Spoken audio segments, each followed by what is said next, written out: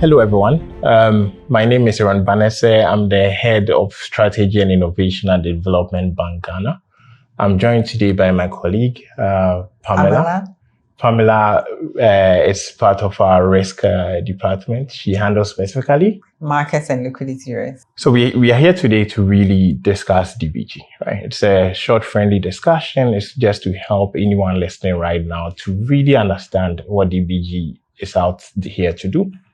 And we touch on a few key points about what the institution is all about. So I would just take the liberty of kicking off very quickly to give a general overview about what DBG really is, right? Yes. So our mission is quite, I would like to believe, important, right? Because we would like to believe that we came at exactly a point where we know this country needs a development finance institution. Over the last few years, we've been through a lot as a country and as a globe, right? There was COVID that we just came out of. There's a lot of unrest around the world, and we all know how these things affect supply chains. If COVID did one thing, it showed how vulnerable economies can be. So we know we need to build resilience, and that was about one of the key reasons why DBG was formed. So DBG, we are a development finance institution, and our main goal is to make an impact, right? To make an impact in the lives of Ghanaians. But we do this through investments in SMEs, right? Not just SMEs, but small corporates also. So it's local businesses. We really care about local businesses. The question is, how do we transform our economy through the private sector? We are all about the private sector, right? What do? We provide patient capital, right? So for our loans, we don't give anything below 3 years, right? Yeah. Right. Because we know for businesses to be able to develop, we need to start helping them invest in the long term, right? So we provide patient capital to our local businesses. And the whole idea is to create a competitive private sector. And through the creation of this competitive private sector, we know that we'll be able to make the impact that we want to make. So we care about impact around things like job creation, specifically high quality jobs for women and youth. We care about food security. How do we make sure that we produce enough food for ourselves and to be immune to some of these supply chain shocks that we felt so strongly in the country? And ultimately, we want to be able to industrialize so that we'll be able to export and be competitive on a global stage, right? So those are some of the things that we want to do. We care about sectors like agric, manufacturing, and high value services, which you come to say more about. And we're all about inclusion also. We believe that development will be meaningless if it's focused in Accra. Development will be meaningless if it's focused on people age 50 and above and doesn't cover everyone up to the future generation, right? So inclusion is important for us. And we also strongly believe that whatever we do, it should benefit the environment and should benefit the social fabric of what we call Ghana. Right, so I'm going to hand over to you to just take us quickly through the sectors that we want to focus on and why we really care about these sectors. Okay. Right? Okay. So before I list some sectors, I guess it's important to also add on to what you're saying, that it's about developing the real sector of Ghana, developing the economy of Ghana. And with that, we think that agric, which is the biggest employer, is one sector that we need to focus on strategically, fund to make that impact that we expect. So agric is number one. Agric is the first that we have. And then we do have manufacturing.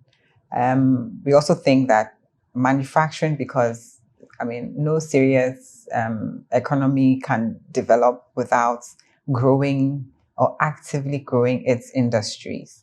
And so manufacturing is very important. Out of manufacturing, we can do so much more for our country. And therefore, we are also focused on manufacturing. Then the last is one we call high value services. And this high value services is all about value, adding value creation in all that, it embodies. So we are looking at CICT, see what Momo has done to the Ghanaian economy. It started in Kenya. It transformed their financial inclusion agenda. It's in Ghana, and it has transformed our financial inclusion agenda. And those are the kind of high values that we are looking for, hence the high value services.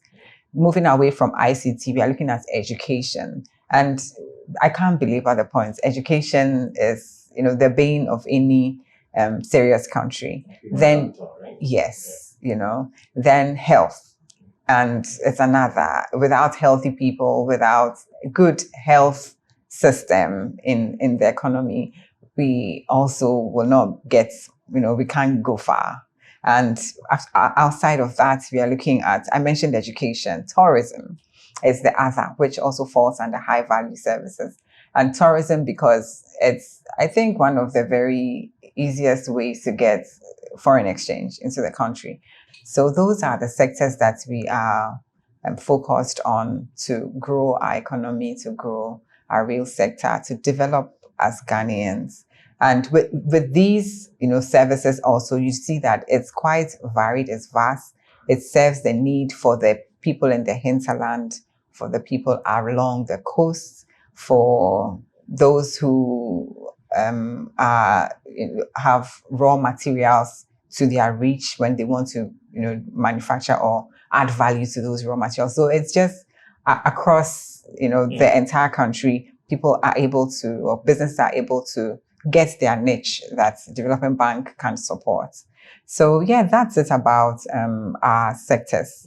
So I would throw it back at you. I want you to let our listeners also know about the business that we run, like how it goes. Yeah. So how we do business? It's we call it a wholesale lending model or wholesale financing model, because now we have a little more than one product, right? So wholesale financing, and what that means is that we don't have a bunch of branches that are working directly with SMEs. We cannot do that, because setting up the Development Bank Ghana, we looked at precedents, right? Other DFIs that were in the economy, and they realized that whenever they did retail, strategically, they were unable to focus on the long term, on the long term, which is needed to help businesses. And they were stretched thin. Every month, they have to look at their numbers, they have to do their monthly performance review. So it really takes your focus and strays you away from being able to do proper investments, development financing, as the name goes. So that's why I took the wholesale lending model. And in this model, what we do is that, although we still care about the local business, we still care about the SME, the person at the end of the chain, we use the banks, the existing banking financial sector infrastructure, as an extension of ourselves. So we collaborate with them to get the money in the hands of the SMEs that need it. So an SME would go to their bank and not directly come to us. And it's the bank that packages it, that looks to make sure that the deal is bankable, because we really care about bankability, right? But we don't have the strength, and we don't want to have the strength to stretch across the country, because we know the banks have it, and we just want to collaborate thoroughly and properly collaborate on a level that allows us to be effective and not have. So we take a more strategic approach. We would then start building knowledge on understanding agric more and helping the banks understand. We build a knowledge bank on understanding how to do long-term financing and then help the banks. We don't want to do this, because by the time we realize, we've already started engaging and competing with the same financial sector that we said that we're coming to help. So that's why the wholesale lending model is important. And that's the ethos of it. We lend in bulk to the banks, and then they make sure that the money gets to the SMEs. That's how we do business, right? And I did touch that we do wholesale financing because we do a little more than lending. So if you could just touch on some of the other products that we do, right? Okay. So aside debt creation, which is through the normal lending that we know, we also do, partner with these institutions through equity. And equity, because we need patient capital for these institutions to grow, to be huge institutions tomorrow, some many years into the future. And with that, we can't really support with debt. Yeah. It has to be with equity. And so, yeah, we are big on that. And I'd like to say that DBG is here to stay, and we want to be part of the growth of the institution, not just a funding partner and we fund and we sit back. We want to be part of the development stories of businesses, and so that's why we want to go into equity. So the other that we also look at is the partial credit guarantees. So we are moving from being a part of the institutions to institutions that really they're not that big. They don't need partners like DBG's equity funds, but they just want some, funding debt to support their OPEX, their operating expense, or to buy a few machineries. And the partial credit guarantee is able to support them by freeing them off of collaterals that the financial institutions would now be requesting for every penny or every CD that you are requesting for. So the partial credit guarantee is to support Ghanaian businesses and also to help the financial institutions to actually lend to these institutions and not give them that blockade of having to have collaterals before we can fund you. Away from the partial credit guarantee, we also do, we have the business development services. Okay, so the business development services is to augment the lending that we do. We want the funds to be returned to the financial institutions. We want to get back our funds that we give to the partnering financial institutions to lend.